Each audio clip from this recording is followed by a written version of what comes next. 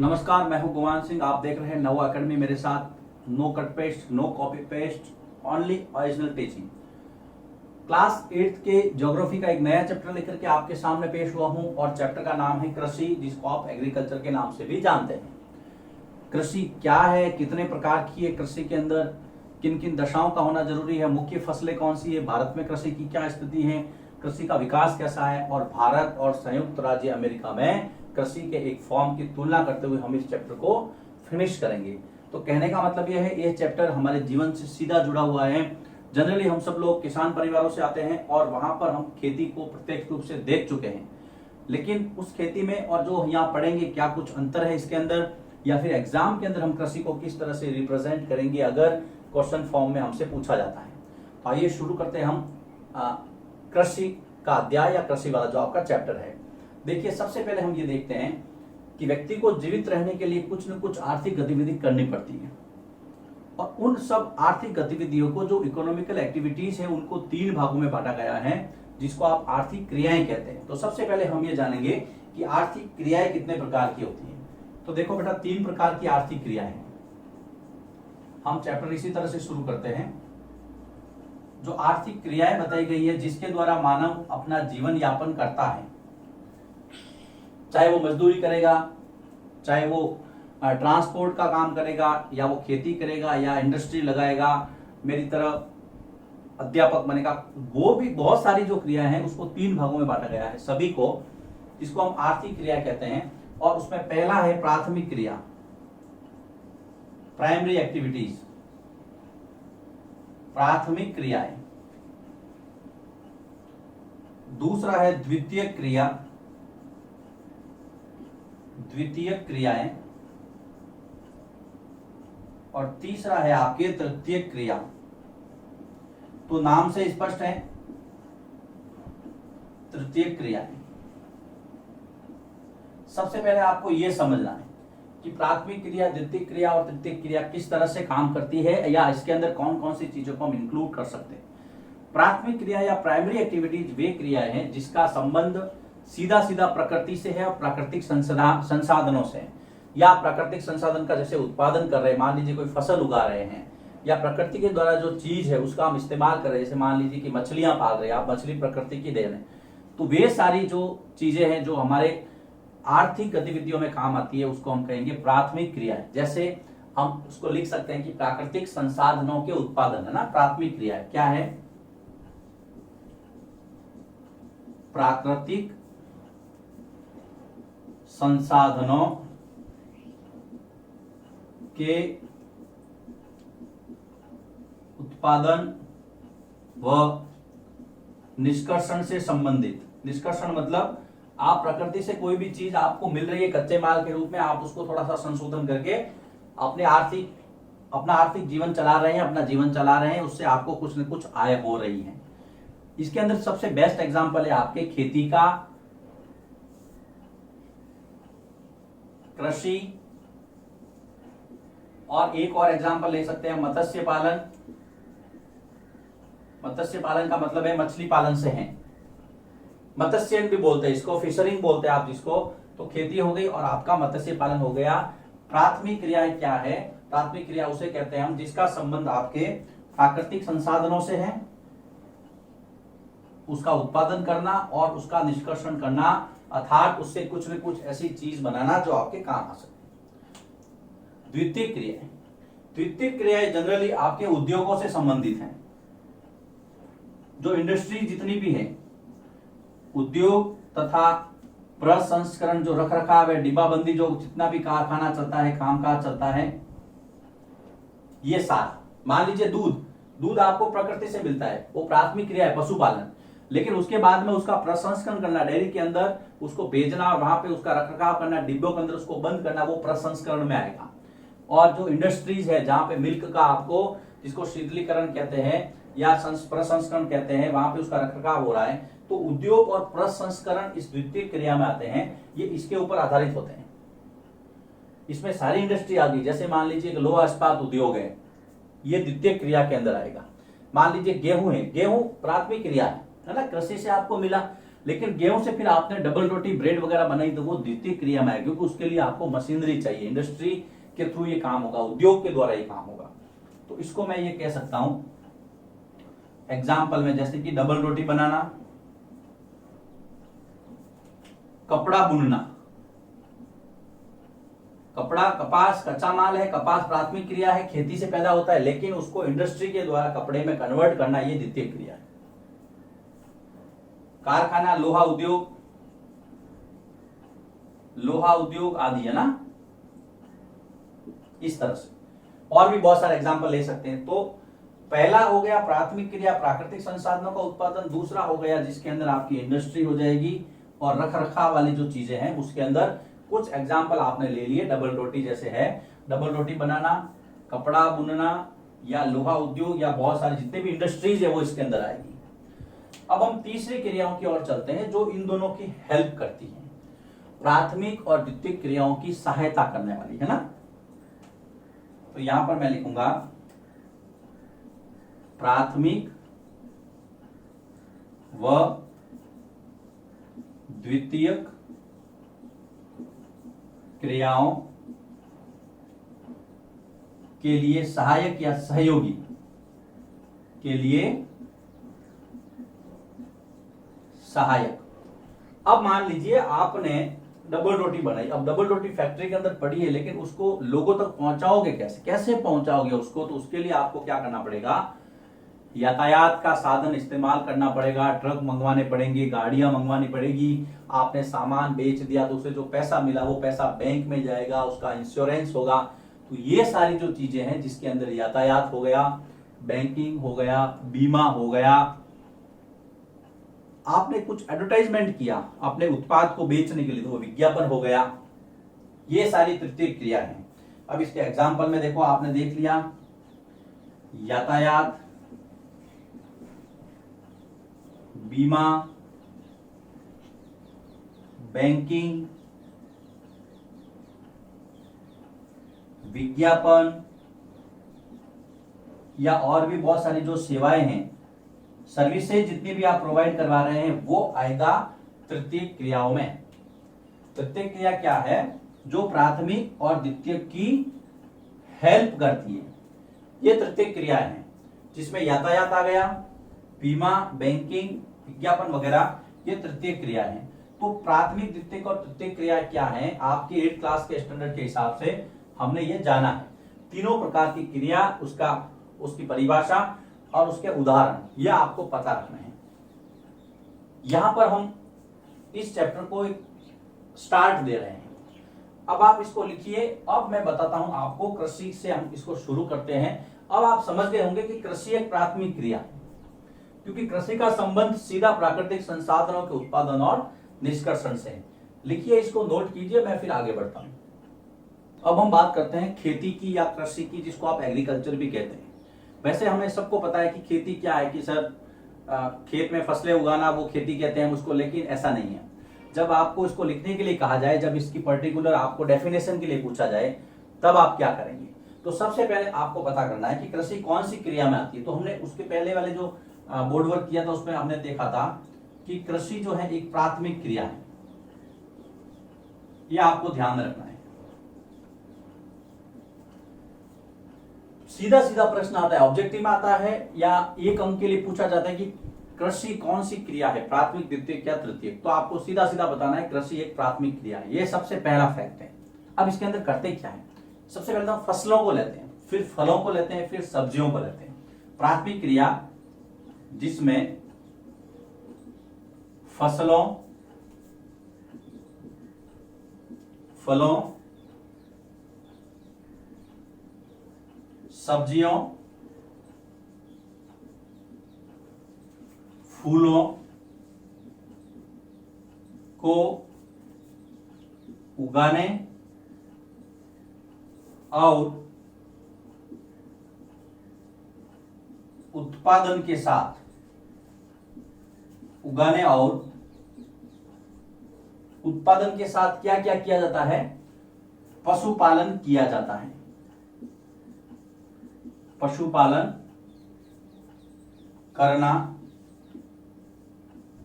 कृषि कहलाता है। इस चीज को आप ध्यान में रखेंगे। अब इसके अंदर बहुत सारी चीजें आ गई। अगर आपको कोई पूछे कृषि से आप क्या समझते हैं, खेती क्या है, तो आपको ये डेफिनेशन अपने दिमाग में रखिए। अब इसके कीवर्ड्स क्या क्या देखिए। कृषि, सबसे पहले कि खेती है क्या, तो खेती जो है वो एक प्राइमरी एक्टिविटी है, प्राथमिक क्रिया है। सबसे पहले यहां से आपको शुरू करना है। अब इसमें क्या क्या है, फसलें हैं, फल है, सब्जियां हैं, फूल है। इसको क्या क्या करना है, इसको उत्पादन करना है, इसको उगाना है, और इसके साथ में आपको पशुपालन भी करना है।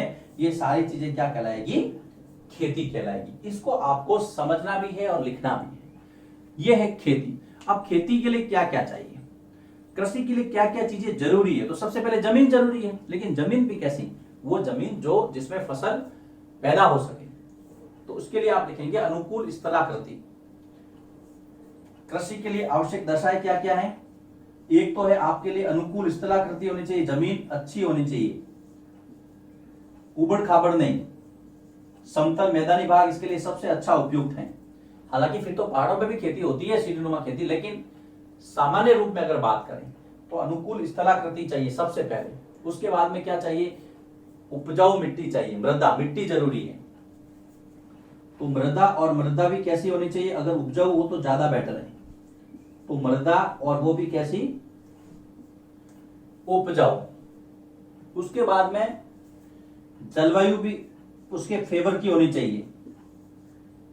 तो ये मोटी मोटी बातें हैं। अनुकूल स्थलाकृति होनी चाहिए, मृदा उपजाऊ हो तो बेस्ट है, या जलवायु और जलवायु सॉरी या नहीं। तो ये कृषि के लिए आवश्यक दशाएं हैं, ये अनिवार्य है। कृषि के लिए क्या क्या अनिवार्य है, अनुकूल स्थलाकृति, मृदा और जलवायु, ये सबसे पहले चाहिए। अगर आपको खेती करनी है तो ये दशाएं आपके पास उपलब्ध होनी चाहिए। इसके अलावा एक और टर्म दी है, छोटी सी टर्म है, कृषिगत भूमि। कृषिगत भूमि क्या है, अब ये तो बहुत छोटी सी टर्म है। कृषिगत भूमि से आप क्या समझते हैं, तो वो भूमि जहां पे खेती की जाती है, जहां पे फसलें उगाई जाती है। जमीन का वह भाग, जमीन का वह भाग जहां फसलें उगाई जाती हैं, जहां फसलें उगाई जाती है, क्या कहलाएगी, कृषिगत भूमि। ये एक छोटी सी टर्म दी हुई है, इसलिए मैंने आपको बताना उचित समझा यहां पर। तो देखिए कृषि की हम स्टेप बाय स्टेप चल रहे हैं, आगे से आगे चल रहे हैं ना, आप आराम से मेरे साथ बने रहिए, नोट करते रहिए। सबसे पहले कृषि क्या है, परिभाषा हो गई। कृषि के लिए अनिवार्य दशाएं क्या क्या है, ये पूरी चीजें अनिवार्य हैं खेती के लिए, ये अनिवार्य है। उसके बाद में कृषिगत भूमि से आप क्या समझते हैं। अब हम कुछ कल्चर्स की बात करते हैं। 5 प्रकार के कल्चर बताए गए हैं आपके यहाँ, उसके बारे में हम पता करते हैं। तो सबसे पहला जो चीज है जो खेती से संबंधित है, उसको नाम दिया गया है एग्रीकल्चर। एग्री मतलब वही खेती से संबंधित है। तो एग्रीकल्चर में हम क्या करेंगे कि सबसे पहले आपको मिट्टी को जोतना है, फिर बीज को बोना है, बुवाई करना है, फिर फसल उगेगी, और उसके साथ में आप पशुपालन भी कर सकते हैं। उसको हम कहेंगे एग्रीकल्चर। एक तरह का ये कल्चर है, एक तरह की कला है, एक तरह का साइंस भी कह सकते हैं। देखो क्या है एग्रीकल्चर में, क्या है, सबसे पहले आपको मिट्टी को, या जो आपका खेत है उसको जोतना पड़ेगा। खेत को जोतना, मिट्टी को जोतना, फिर फसल को बोना, यानी कि बुवाई करना, बीजों को बोना है ना, बुवाई करना। बुवाई करने के बाद में आपकी फसल तैयार हो जाएगी तो फसल उगाना, फसल उगाना, और इसके साथ में फसल उगाने की या फसल लेने के साथ में आप पशुपालन भी करते हैं ना। फसल उगाना तथा पशुपालन, जिसको आप एनिमल हस्बेंड्री कहते हैं, तथा पशुपालन करने का विज्ञान और कला, या आर्ट भी है, एक साइंस भी है, जिसको हम क्या कहेंगे, एग्रीकल्चर कहेंगे। तो ये बात आपको ध्यान रखनी। एग्रीकल्चर का मतलब क्या है? एग्रीकल्चर, मिट्टी को पहले आपको जोतना है, बुवाई करना है, फसल उगाना है, और उसके साथ साथ आप पशुपालन भी कर सकते हैं। इस प्रकार की जो एक्टिविटी है वो कहलाएगी आपकी एग्रीकल्चर। उसके बाद में दूसरी जो आती है कल्चर, उसको क्या है? सेरीकल्चर। मैं यहां पर लिखता हूं इसको, सेरीकल्चर। सेरीकल्चर का संबंध है रेशम कीटों के पालन से, और अगर आप उसका पालन व्यापार के लिए कर रहे हैं, बिजनेस के लिए कर रहे हैं, तो उसको हम कहेंगे सेरीकल्चर। तो यहां सीधा सीधा आपको एक लाइन में ध्यान रखना है कि रेशम कीट या कीटों, रेशम के जो कीड़े होते हैं ना, रेशम कीटों का पालन व्यापार के लिए करना, इसको हम कहेंगे सेरीकल्चर। रेशम कीट पालन को सेरीकल्चर कहते हैं। और आपको पता है रेशम के जो कीड़े हैं वो शहतूत के पत्तों पर पाले जाते हैं, मलबरी ट्रीज, ये आपने कई बार पढ़ा हुआ है। तो सीधा सीधा याद रखना आपको, सेरीकल्चर का मतलब क्या है? ये जो कल्चर है ये रेशम कीट पालन से संबंधित है, और वो भी अगर आप बिजनेस के पर्पज से उसको एक बहुत बड़े स्तर पर करते हैं। तो एग्रीकल्चर, एग्रीकल्चर के बाद में सेरीकल्चर, सेरीकल्चर के बाद जो तीसरा कल्चर है वो है पीसी कल्चर, जिसको आप कहते हैं मत्स्य पालन। ये तीसरा है पीसी कल्चर,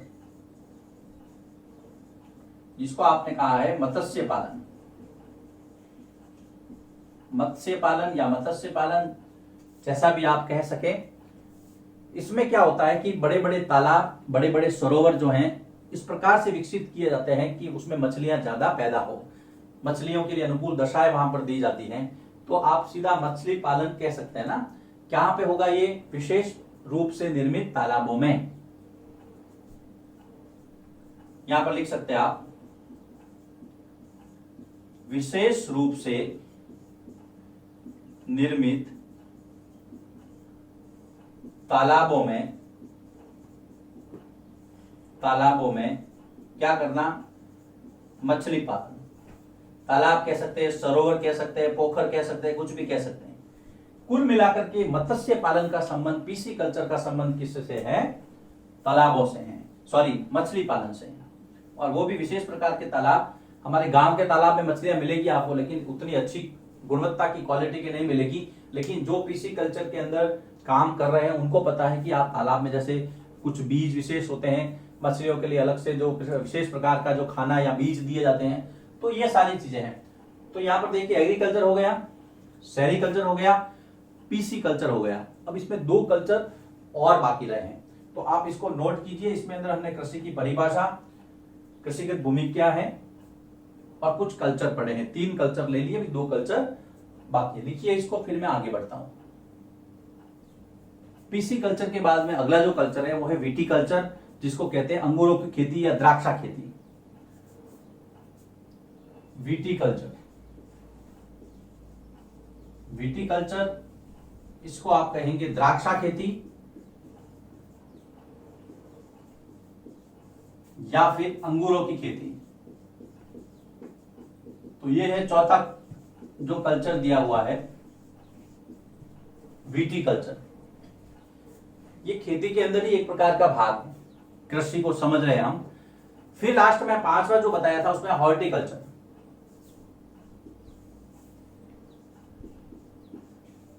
हॉर्टिकल्चर, जिसको आप कहते हैं उद्यान खेती। अब उद्यान अर्थात बगीचे अलग अलग तरह के हो सकते हैं, सब्जियों का भी बगीचा हो सकता है, फूलों का भी हो सकता है, वो सारा का सारा हॉर्टिकल्चर में आएगा। और ये जब काम आप व्यापार के लिए कर रहे हैं, वाणिज्यिक उद्देश्य से, व्यापार के लिए ना, पैसा कमाने के लिए, तो हम लिख सकते हैं इसको वाणिज्यिक उपयोग के लिए। हॉर्टिकल्चर क्या है? वाणिज्यिक उपयोग के लिए, व्यापार करने के लिए क्या करना? सब्जियों को, फूलों और फलों को उगाना। सब्जियों, फूलों तथा फलों को उगाना। ये आ गया आपके हॉर्टिकल्चर। तो 3 पहले बताए थे, 2 ये 5 हो गए। तो देखिए बेटा, विटिकल्चर क्या है? अंगूरों की खेती करना, द्राक्षा खेती। हॉर्टिकल्चर क्या है? व्यापार करने के उद्देश्य से आपको सब्जी के बगीचे लगाना, फूलों के लगाना, फलों के लगाना, जिसको आप उद्यान खेती भी कहते हैं। 5 कल्चर में से, पांचों में से एग्जाम के अंदर कोई ना कोई 1 या 2 कल्चर जगह बनाता है। तो बहुत सिंपल सी बातें हैं, आपको याद रखनी है, और नोट कर दिया होगा तो आप इसको याद भी कर रखेंगे। अब हम इस चैप्टर को आगे बढ़ाते हैं और आगे बढ़ते हैं एग्रीकल्चर सिस्टम, कृषि तंत्र के बारे में। कृषि एक तंत्र की तरह काम करता है जिसके 3 भाग हैं। कृषि भी एक तंत्र है जिसके 3 भाग है। सबसे पहला है आपको कुछ इन्वेस्ट करना है, इसमें इनपुट देना है, जिसको आप निवेश कहते हैं। इसके बाद में कुछ काम होगा जिसको आप प्रक्रम या प्रोसेस कहते हैं, और फिर आपको आउटपुट मिलेगा जिसको आप निर्गत कहते हैं। आपको आखिर में क्या हासिल होगा। तो ये एक तरह से एक तंत्र है जिसके अंदर आपको कुछ इन्वेस्ट करना है, फिर प्रक्रम है, और उसके बाद में आपको आउटपुट है। जैसे कि आप लोग नवोदय स्कूल में पढ़ते हैं, तो नवोदय सिस्टम के अंदर निवेश क्या हो गया? स्कूल की बिल्डिंग हो गई, टीचर्स हो गए, और आपकी जो स्टेशनरी हो गई, मैथ्स हो गया, स्पोर्ट्स हो गया। आपके ऊपर जितना इन्वेस्टमेंट है वो सारा क्या हो गया? निवेश हो गया। प्रक्रम में क्या हो गया? आपकी पढ़ाई हो गई, आपकी एक्सरसाइज हो गई, आपके गेम्स हो गए, ये सारा आप काम कर रहे हैं, प्रक्रम प्रोसेस चल रहा है। निर्गत में क्या मिलेगा?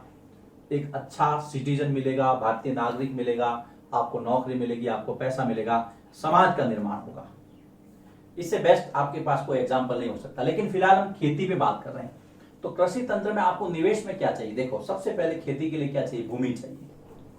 तो निवेश में आपको देखो भूमि, फिर आपके पास में बीज चाहिए, आपको उर्वरक चाहिए जिसको आप खाद वगैरह बोलते हैं, जो प्रोडक्शन को बढ़ाता है खेती को, फिर मशीनरी चाहिए, ट्रैक्टर आदि, ये मशीनरी आ गई।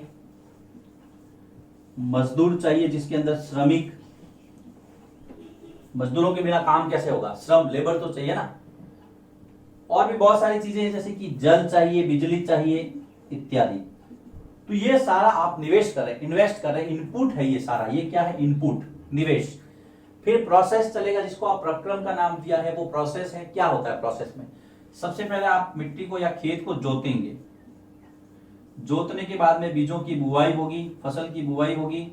बुवाई के बाद में जब फसल थोड़ी सी बाहर निकल जाएगी तो उसको हम निराई गुड़ाई कहेंगे ना, खरपतवार को हटाने के लिए, जो अनावश्यक घास हो जाती है, निराई गुड़ाई। अनावश्यक घास को हटाया जाता है, वीड्स जो होती है ना, खरपतवार, उसको हटाने के लिए निराई गुड़ाई की जाती है। उसके बाद में सिंचाई तो रेगुलर चलती है। जब फसल बड़ी हो जाएगी तो आपको उसकी कटाई करनी पड़ेगी। यह प्रक्रम है किसका? खेती का। खेती में आपने ये डाला, उसके बाद में ये चीज आगे चल रही। अब आपको मिलेगा क्या? सबसे पहले तो फसल मिलेगी, क्रॉप्स, प्रोडक्शन मिलेगा, फसल। अगर आप इसके साथ में पशुपालन भी कर रहे हैं तो आपको क्या? ऊन मिल सकता है। अगर आप भेड़ वगैरह पालते तो आपको दूध मिल सकता है, तो डेयरी उत्पाद मिल सकते हैं। अगर आप मुर्गी पालन करते हैं तो कुक्कुट से जो भी आपको अंडे वगैरह है या मुर्गी पालन से जो फायदा होता है वो मिल सकते हैं। तो कुछ नाम लिख सकते हैं, जैसे कि ऊन के उत्पाद, डेयरी उत्पाद, कुक्कुट उत्पाद, मुर्गी पालन से संबंधित है ना, कुक्कुट उत्पाद आदि। इसके साथ में आपको मिलेगा पैसा, जिसको आपने पूंजी नाम दिया है, कैपिटल। ये पूंजी मिलेगी आपको।